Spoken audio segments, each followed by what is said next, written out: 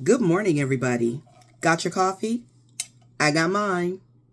So listen, yesterday was a long day for me.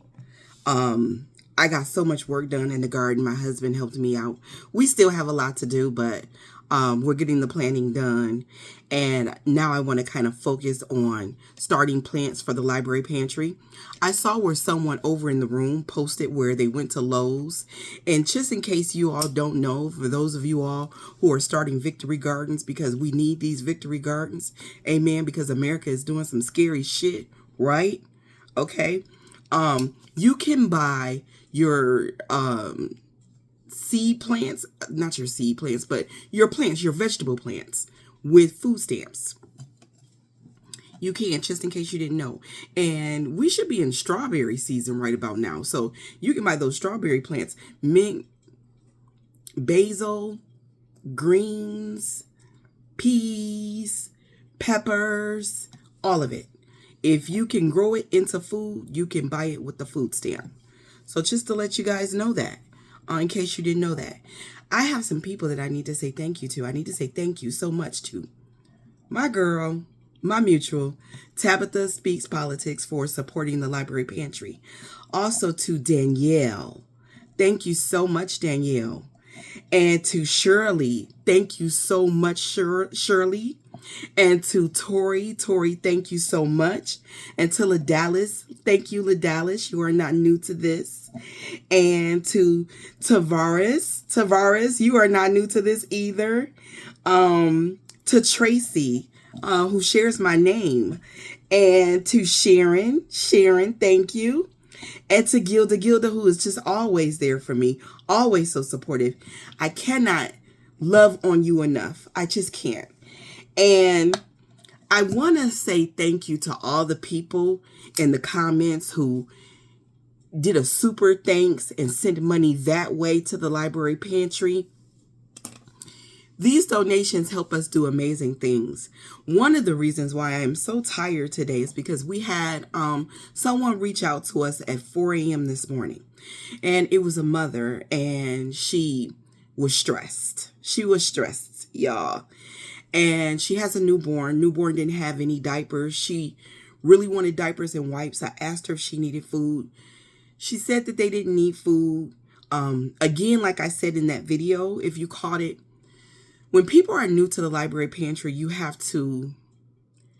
they approach with a sense of shame. And you have to give people the room to maneuver around that. But one of the ways that I help with that is that I try to make the atmosphere and the experience as pleasant as possible. That's one of the reasons why I like using those bags, because I don't want to just give them most secondhand Kroger shopping bags. I like those bags, and thank you so much for giving me the means to provide those bags. I told you we found them, really inexpensive at restaurant supply stores. I don't know why it didn't dawn on me to look, but I'm glad that because I researched and Googled and didn't mind doing the extra work, I found this amazing resource, this restaurant supply company. So now we have the bags. And so in that bag, we were able to put 2 big packs of diapers in there, 4 wipes. I did put the throw in there for those of you all who said, yeah, put that throw in there. I was thinking the same thing, a cuddle blanket for her and her baby. I put in first books, 2 of those, a journal for her, a tote bag for her. She can use it for a diaper bag, a farmer's market bag, whatever, suits her fancy. What else did we put in there? Did we put anything else in there? I think that's all that we put in there. But my point is, we were able to help her. I have my husband just as involved in that library pantry as I am. He woke up early this morning. I was already up and ready to go. And he's like, well, what's wrong? What's going on? And I told him about this young lady. And he says, well, were we able to help her? And I said, yeah, because the people sent help. We were able to help her. I wish I could have allowed her to pick it up right then and there, but I can't. She's picking it up at 9 a.m. because our hours are from 9 a.m. to 5 a.m. It's just so happened that I saw her, I got her message because I was up. And, I'm from Detroit, in Detroit, when you know what I'm saying? Detroit will raise you savvy. It will. And I'm pretty sure, because nothing in my spirit is warning me, but still my spirit has common sense enough to not open the door for a perfect stranger at 4 or 5 a.m. So we have to wait till it's daylight. We have, plus not to mention, the front facing camera on the house is down right now. So I have to, reconfigure that. The side ones are going, but still, you want that up close personal shot too. And that one isn't, fully charged up yet and ready to go. But it will be by the time she gets here. You want to be able to identify all strangers coming to, your doorstep. You do. So you just want to be careful. But I have good feelings about this. Over in the room, someone, the Black history that is coming through the timeline, y'all are giving. I love learning about Black history, and not just the same stories that keep getting retold so much to where, they get retold a different way every time they get told, and we don't have accurate, credible history, but real historians telling these stories. And my goodness, when I tell you, I put this on everything, y'all. When I tell you, I was raised in the church. I was, as a little girl. We went every Sunday, every single Sunday. And one of the songs that I hated the most, it just was called Amazing Grace. You know that song? Amazing Grace. That song. We all know it. When I tell you the way I fucking always hated that song, I don't know what it is. I always just fucking hated that song. Whenever the choir would do Amazing Grace, I would just be like, I hate that song. Why are they singing that song? Why we gotta hear this song? Every time I would hear it on like a radio station, I would just turn it. Just something about my spirit rejected it every time I heard this song. And I just hated it. I never thought about why. I just did. From the first time I heard it, I hated it. Are y'all getting that I hate this song? Okay. Moving on. So anyway, over in the room, one of our good sisters posted the history of this song. And I said, now wonder. Even before I deconstructed from religion and Christianity and embraced African spirituality, when I tell you the way my ancestors were always trying to come through for me, one way or another, they were always trying to come through to me. And the way I hated and rejected that song, that was them coming through to me. Because it was trash, and so was the person who wrote it. Go on over there and take a look. Anyway, listen. I don't have a lot today, but what I want to say is this.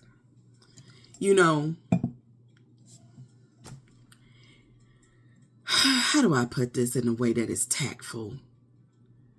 Tact isn't my strong suit. I remember I had a union rep a long time ago named Regina that told me, she said, you know what your problem is? What's my problem, Regina? Tell me what my problem is. I mean, enlighten me as to what my problem is. And she said, you lack tact. You don't have any tact. And so I have worked on that because that kind of hit me in my feels a little bit. I do tend to be pretty straightforward. And being straightforward, you can hurt feelings like that. And you don't mean to hurt feelings. You just mean to tell the truth in that moment. That's all I really mean. But I'm going to say this in a way that is tactful. And that is, We all know, especially in the black community as black people, that we should be all doing our part. We all know that. And most of us aren't. We just aren't. We aren't doing shit for other black people. We aren't doing shit for the black community. And you know what? If you're not going to do anything for your community, what you need to do is be quiet. You need to be quiet. You need to stop trying to make the helpers of the community feel a way about being helpers of the community. You need to stop trying to, one, take gross advantage of the helpers, because they're not there to make your life easier. They're there to serve the community, and you alone are not the community.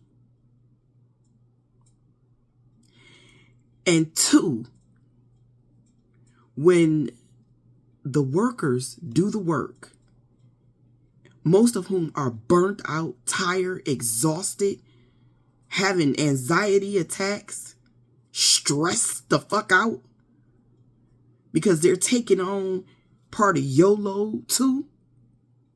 And then you have the nerve to fix your mouth and fix your lips and say some slick shit to try to make them feel like they are less than, because they are the helpers. They do get out in the community. They do have boots to the ground. You try to shame them for being there for the community. You try to make them feel bad. You try to make them feel away because you ain't shit. And right there was when I lost that. Because you ain't doing shit. If you ain't gonna do shit for your people or for your community, you can do that quietly.